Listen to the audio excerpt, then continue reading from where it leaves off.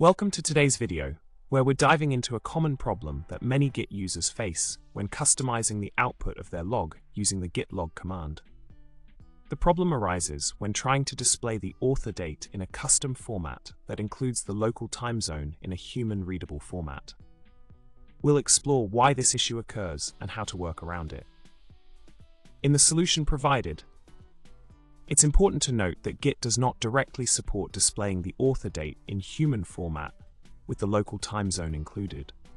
The human format will only display the time zone if it doesn't match the current time zone.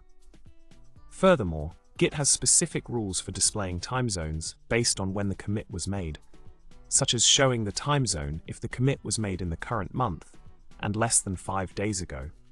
Now, diving deeper into the solution, the logic behind Git's behavior in displaying time zones in the human format is rooted in keeping the output concise and relevant.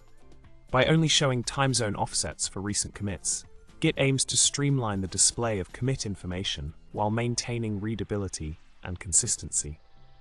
In summary, Git's handling of time zones in the human format may not align with every user's expectations, but understanding the underlying logic can help navigate these nuances. We've explored why Git behaves this way and how to interpret the time zone information displayed in the author date.